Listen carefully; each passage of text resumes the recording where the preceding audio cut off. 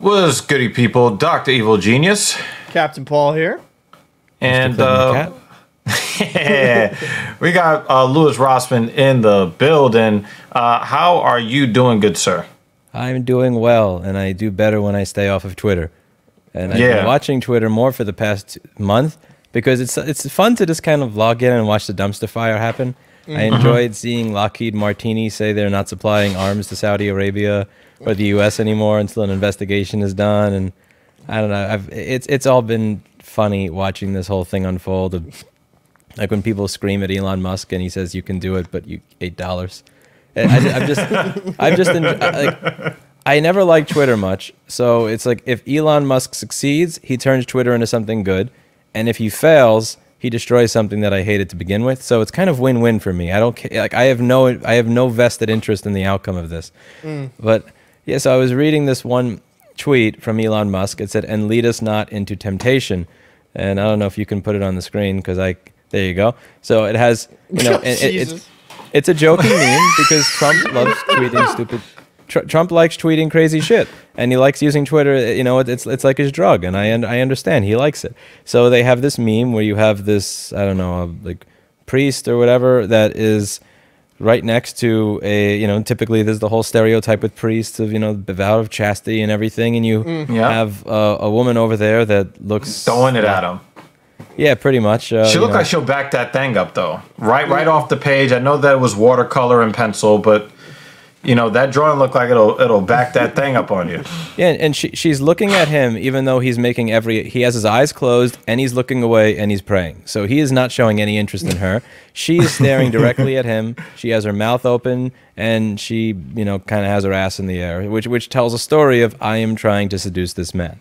Right. The man has no interest in you. The man is literally looking away. He's not doing anything. He is not dressed for this particular occasion. She is dressed for a different type of occasion here. She is the look on her face, the mouth open and everything, ass in the air. Pretty much everything implies that there's sexual interest, serious sexual interest from her, and that she wants sexual interest from a guy that seems to want no sexual interest in him. Or you could look at it as conquest, because she may not be sexually interested, but here is someone who is clearly uninterested in her. So for her, if she can get his attention, she wins. So she'll use the sex to get the attention, but she may not actually have sexual interest in him. And at the end of the day, it's a fucking meme. It's a way of it's making fun of the fact that Donald Trump is resisting temptation, and which is funny. Most people can kind of get the joke here. Yeah, so we're going to look at some of these responses. This is a classic. Elon Musk's face on Trump's head looks like a frog. Yeah, it does. Yeah, it does. It does look a little Kermity. Okay. This one says, if Musk brings Trump back, I will be leaving this country. I got my passport last week when I heard he might buy Twitter. Instead, I'll be moving to Alaska. So long, America. That's definitely trolling. Yes. He's trolling in 2016. Yes, I love it. He's going to crack. It's only a matter of time. So the Bradford file. Yep. I think that he thinks that Trump is going to come back because, his ego is his ego, Yeah. And, this tweet is unavailable. And then this person seems to have got at Chelsea Raiders, his reinstated Twitter account, Donald Trump, right? So he's looking at it and he's kind of like, hey, and then somebody actually flipped it on him and was just like, Elon Musk is like checking whether Trump is posted already. Because, it's good for Elon if Trump makes a post, right? Yeah.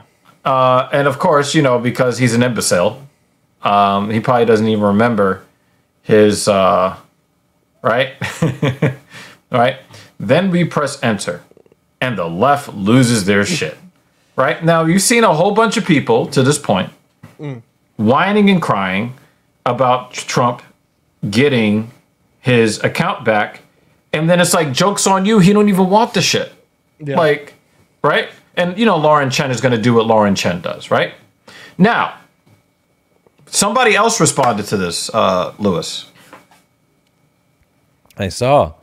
Yes, it's the Lindsey Boylan, the person that it accused. It said Elon Musk didn't like his Twitter offer being rejected by Donald Trump. Why the fuck did a picture of a half-naked woman and a priest being propositioned by said woman seem the right parallel? Because he sexualizes and disrespects women. In 2 words, rape culture. Oh my Okay, So let's talk about this. Let's talk about this for a second. There are so many 'cause ways to even dissolve this. How would you want to start? This really annoys me when everything has to jump right to the worst case scenario so that you can draw attention to yourself, right? Now, you're saying that a priest being propositioned by a woman, and that is, I know why. I am going to make it to where people think that I know what's in this guy's mind, right? Because I'm the mind reader here. I know how men are because I've owned a penis for exactly 0 seconds of my life. But I know who men are. So if a man chooses to make a meme, then that means that he likes e-par culture. It doesn't make sense. Yeah. I mean, I think that's just such a massive overreaction to a joke that I think anyone can kind of understand at a very, very basic level. A priest being tempted by a woman of the night. Because let's be honest, Trump has a big ego, and you know he wants to be the center of attention. It has to be killing him to be stuck on his own shitty social network called Truth Social with nobody on it. You know he would love to be on Twitter, just starting a shitstorm. That's just, Trump loves attention. I don't know. Rape culture. And when he says because he sexualizes and disrespects women, I mean she's combining those together there in a way that just seems so insanely disingenuous. I mean, I took my staff here to East 6th Street the other day just to try and, interest them in New York moving City? to Texas. No, in Austin, Texas. It means something different. It means something different here. It means so. And and when you walk into one of those bar/nightclub areas, and you walk in not dressed like a priest, and people and there are women there that will start doing that to you without you saying or doing anything. Does that mean you're disrespecting them? Are they disrespecting themselves? Is that is that party? Well, I don't know. I don't want to ruin your stream with Yeah, we want to make sure that we honor the YouTube algorithm. Yeah, I mean, does that mean that they're a part of this? Am I a part of this? Is it are we consensually a part of this? And if we're consensually a part of this, then does that take away the entire meaning of that word, which tends to imply that there is no longer consent? Just because something's on Wikipedia doesn't mean it isn't a steaming pile of bullshit to me, which I'm sure a bunch of people will be mad at. But our culture is a setting studied by several sociological theories in which R is pervasive and normalized due to societal attitudes and sexuality. Behaviors commonly associated with it include victim blaming, S-shaming. Okay, victim. I don't see. There's no victim there. If anything, the victim is the priest that's trying to just keep we're gonna go there. His vow of God. We're gonna go there. Again, slut shaming. We're not again, whether or not that person is. I don't know if that person's a slut. I don't know. I'm not even coming with the judgment. Now, sexual objectification. That's a big one. So if you sexually objectify somebody, you're taking part in, again, this is right next to trivializing R, denial of widespread R, refusing to acknowledge the harm caused by violence. No. I mean, sexual objectification is what happens every Friday and Saturday night that people walk into these nightclubs on a regular basis. And literally the exact position that fake woman was making in that tweet is a position that you will see hundreds upon thousands of women willingly doing while there is alcohol flowing and music playing on a regular basis. Yep. So what is that? It's Well, I'm gonna go at it from this angle. Okay, here it says because he sexualizes ... women. Let me ask you a question. Who else should men be sexualizing? Because that's how you got here, Miss Lindsay. You got here because some person put tab A into slot B. Okay, now if he's not supposed to sexualize women, who is he supposed to sexualize? But let's take this whole our culture thing here, okay? I want to kind of figure this out, right? In which rate R, in which R, I can't highlight this, in which R is pervasive and normalized. Now, I have to ask you this, right? Who approves of R in the United States? Name a group that thinks that R is a good thing to be doing. Can't really name a group out there that's going to publicly cheer that on. So Okay, right? Individuals when they are out of their mind, or individuals that are messed up in the head. But So- no specific group of people that think this is okay. So does that take away normalized? yeah, it's Right, not really it's not- normalized behavior. No. Right, even when you go to prison, if you've had the kind of charges that deal with R, how are you treated by hardened criminals who have R'd society in different ways? But when you R somebody in the sexual way, how are you treated in prison? Oh, you're snuffed if they find out, especially anything towards minors. You're snuffed. Like, That yeah. may wind up happening to you. yeah. Right, exactly, right? So I still have not been able to find where somebody can show where our culture says R is okay. Still haven't found that. But please, by all means, show me this. But, toward the bottom, it says it is associated with R fantasy and R prawn. Now, I never forgot this, but this goes back to the mid 1990s. There was a poll that was given to women. 2 out of 3 women, 67%, back in the late 1990s, admitted to having R fantasies. So are you saying that most women are a part of our culture? Because every time that I hear about it, it is way more women who romanticize R than men. So when we're talking about our culture, and of course you want to hurry up and throw this on Musk, even though Musk is not even talking about, he's using sex as an allegory here, as in something that is tempting, something that you know that you want to partake of because you're addicted to it, right? Now we can understand exactly what he's saying, right? But this person wants to jump into this whole thing here, but please show me where the depiction of someone abstaining from sex is somehow part of our culture. Please. She's going to explain it if you just scroll down a little bit, actually, by reposting the exact same picture. So the mental gymnastics to say she is propositioning him, so it is him being harmed. She calls it mental gymnastics, but that's not mental gymnastics. That's literally what's in the picture. I personally don't believe anybody in that picture is being harmed. Well, A, it's a fucking picture, so nobody's being harmed. But B, even if this picture was real life, nobody is being harmed in that picture. Who cares who is doing what, how? You care because you're the one who brought up the word. Yeah. R is something that you do to somebody else. That is something that, again, she is implying that men do to women non-consensually, aggressively, and violently. Who is saying that propositioning is being harmed except for the people that complain about catcallers? Why is the specific propaganda poster being used by Elon Musk to explain his feelings of rejection? It's not propaganda, it's a meme. Do you even know the difference between these two? It's a meme! But here's what bothers me about this, right? The mental gymnastics to say she is propositioning so it is him being harmed. Then that would be Elon admitting that he's trying to harm Trump. Because that is the parallel. Where is she coming from with this bullshit?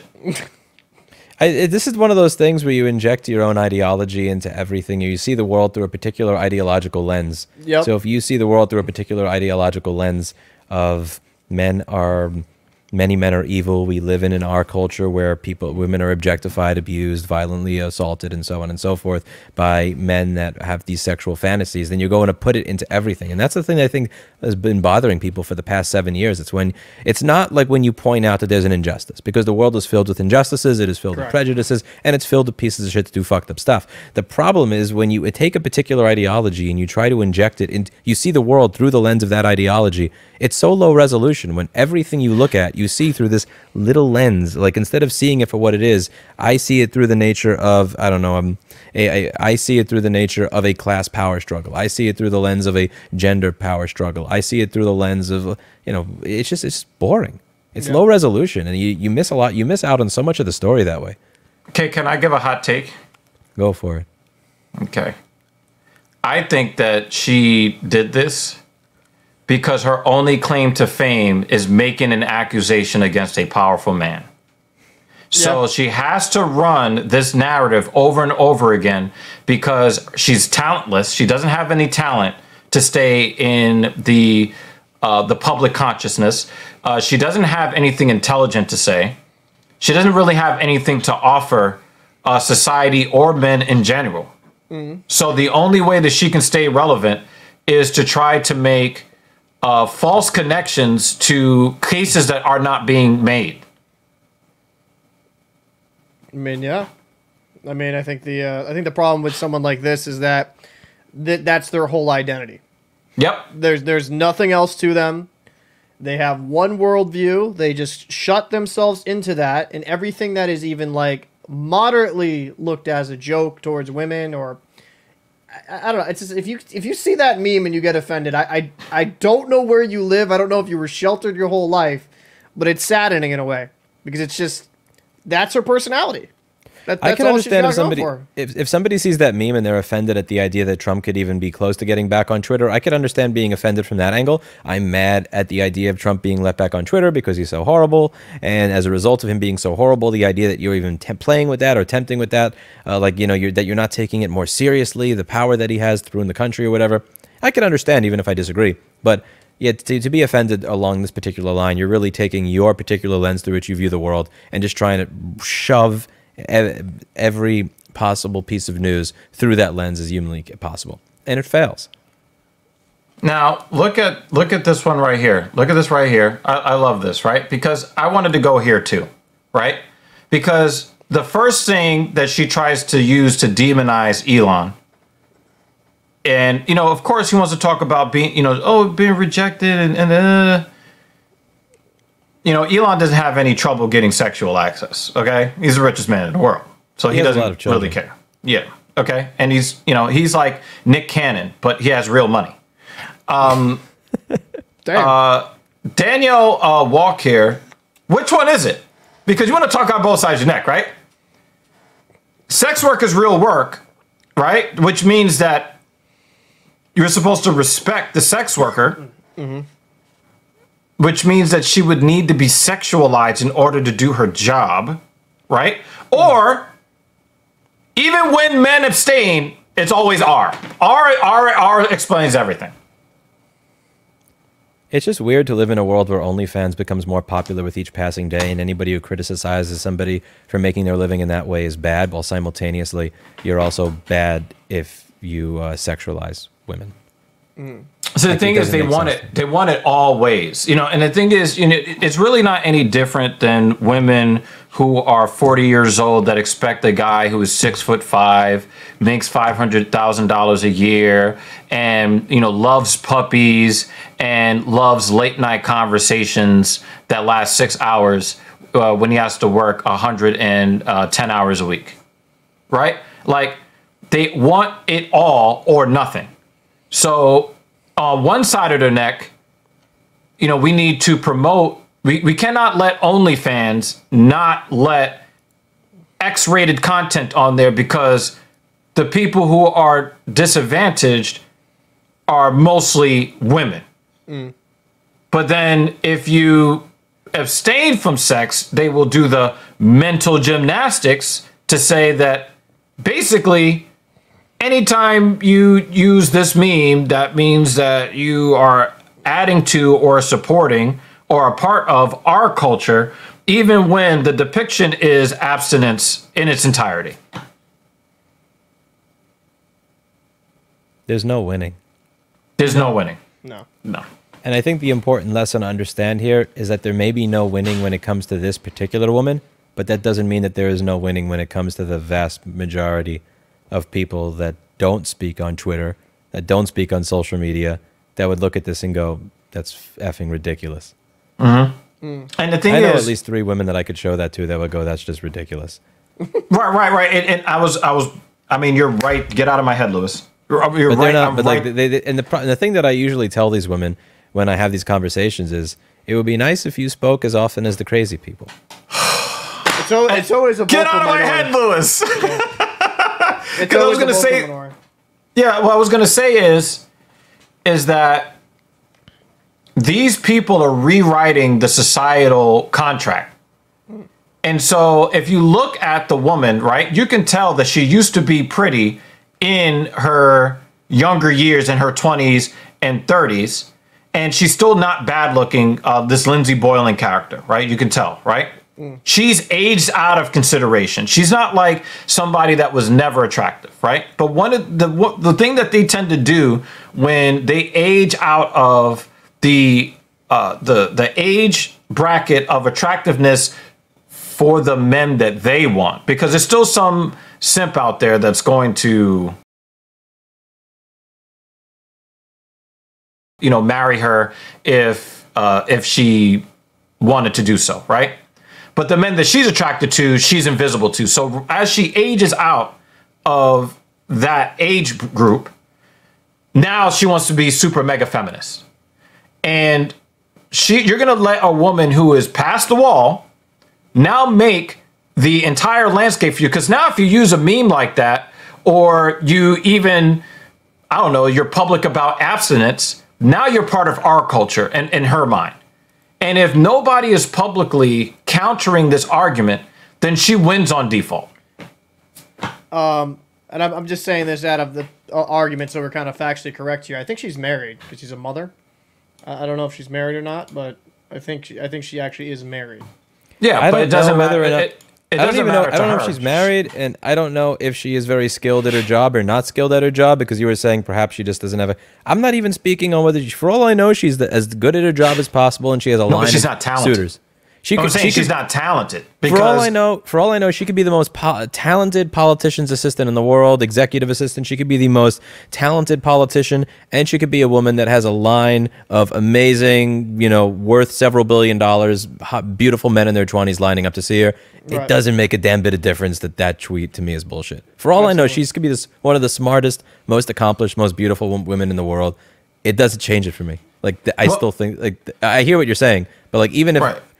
I'm starting with, but even if I give the most charitable assumption, which is you are actually really good at your job and you are really desirable in relationships and all that, I'm not even considering it, because it's just the content of that is bullshit. It's mind-blowingly stupid. Like the content of where if you digest that meme and you actually talk about it being a part of our culture, it's just you're being so massively disingenuous, so you can kind of like get a star or a point on your side of the argument. It's just laughable. Well, the point that I was trying to make there is that even if you're the best assistant in the world, it is not going to keep you in the public eye.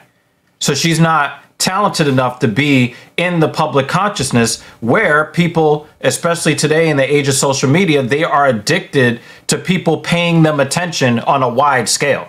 You can be the best political assistant in the history of planet Earth, but that is not, no one's going to remember you. She wants to be remembered. She has that kind of ego. So she doesn't have anything to offer with her natural talent other than, let me call everything our culture, because that's going to be the hot take that gets her being talked about by somebody as popular and refined as one Texan, Louis Rossman. Okay. And the thing is, and if you look at any woman that is attractive today, right? If you look at the most attractive women, they're not talking like her. It's only after they've aged out of consideration, or they were never in consideration, do they talk like this. The part that's the worst about all of this to me, what I see as the worst part of it, is that everything in the world when it comes to politics and what's acceptable in society winds up working like a pendulum. So once you have the pendulum to the point where you can't have a meme of what essentially goes on in almost every single East, 6th Street bar every Friday and Saturday night, because that's our culture, you get eventually swings to the other side, where even when you are actually talking about legitimate cases of our culture and people just laugh and make jokes and don't care about it. You end up with 8chan, essentially. If you keep pulling the pendulum like this, eventually it swings back in the other direction when people get tired of this shit, and then you lose any sense of nuance altogether. Because I could say I've seen both sides of this. Again, like You know, I had a business in a very progressive area, and I've traveled the country a lot. And honestly, the anti-SJW people can be more annoying than the SJW people by a fairly large margin. You lose so much of your identity when everything about you is just, I am going to be edgy. Look at how edgy I am. I'm going to one up everybody by being more offensive, and then it slowly ekes into your personality, and you just become this piece of garbage that has no sense of moral compass, no sense of virtue whatsoever. So many of those people, they wind up losing themselves entirely, and like people very easily get sucked into this tribalistic bullshit. So every time I see this, the reason it annoys me is because when I actually try to explain to somebody why, well, you know, maybe a woman complaining about this, maybe some of the problems she has inside, yeah, these are actually legitimate, we should probably listen to them, they point to shit like this and go, F that, no way. Right. Yeah. And it's a true effing shame. Like I think it was something that you said to me while I was walking into the gym one time, the day that the Jussie Smollett thing happened. It's like people will say, "Yep, it looks like black people have no problems in America. He made it up." It's like it's so aggravating. Gay people have no problems in America. Black gay people have no problems in America. And then as soon as something happens, oh wait, we can't take that seriously just yet. We need to wait for all the facts to make sure that actually happened because one person did some absurd bullshit. But like every single time you read a tweet like this, it just makes you care a little bit less about the problems of others. It makes you care a little bit less about wanting to be a better person. It makes these people care a little bit less about maybe I should try to understand where you're coming from. And then you wind up with the pendulum all the way to the other side of I don't care about your experience. No one gives a fuck about anything, right? I don't care about your experience. And of course, to be clear, you're not saying that it's a good thing. It's just a matter of fact. It's just, you know, the reality of being human. No, it's bad. It's like it's not a good thing at all. And I think, you know, the way that you discourage it is by like having less of this. People get so tired when you see the world through the lens of this particular ideology that they will ignore even when that particular lens actually is the right way to see it. Well, the problem is generally when it kind of comes down to it, though, humans are tribalistic by nature, and they just like you see it a lot. Is when you try to come with a nuanced or balanced take. I mean, shoot, even that last video I just did. You see, like, somebody, because they have such a strong, I would say, strong viewpoint on something, they're not willing to hear or digest any of the other side. They're just going to say that you're the worst, and I agree with you. It's like fringes of each side, right or left, or whatever you want to call it, they're usually, like, the worst type of human beings to even try to have some type of dialogue with because they're so stuck and trapped in that particular mindset. Like anything else that outside their worldview, it's like blinders on. They're just not going to see it. It's absolutely, it's sad in a way because I feel like the maturation process of being a human being with all this technology at our fingertips, we should always be open up to new information. We should always be constantly wanting to evolve as human beings because if we don't, we become stagnant. If we don't keep evolving, we become outdated.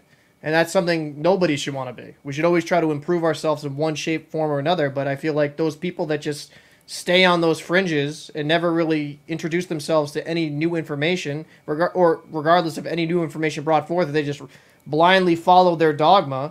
I mean, what kind of life is that? You know?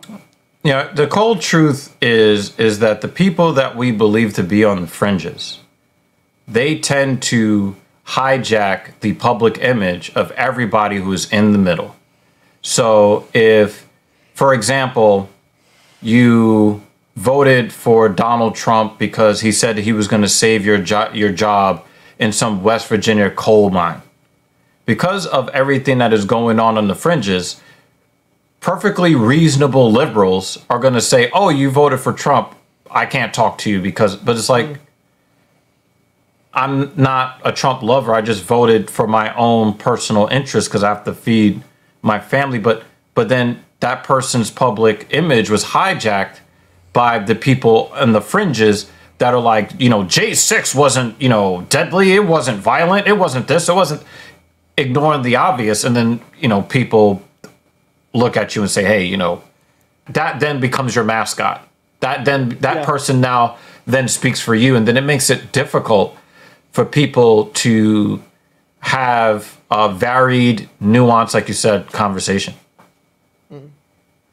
Well, in the comment section below, we would like to know what your interpretation of the original meme was. And if you think that Ms. Boylan had a point, please put it down in the comment section below to let us know why you thought her response was relevant If you thought her response was a non sequitur that derailed the conversation, you can also put that in the comment section below. Obviously, we will have Louis Rossman's 2 channels. He's got Louis Rossman, and he's got the live channel. What is that live channel called?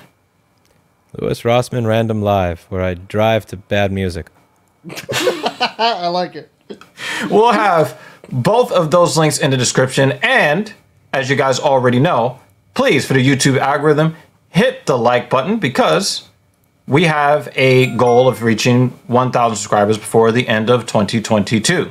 So, hitting that subscribe button, hit that bell for all notifications, obviously. If you want to hear more of what we have to say, because as you know, this is the home of the cold truth. And the hot take. So we'll see you on the next one. Peace. That's it for today, and as always, I hope you learned something.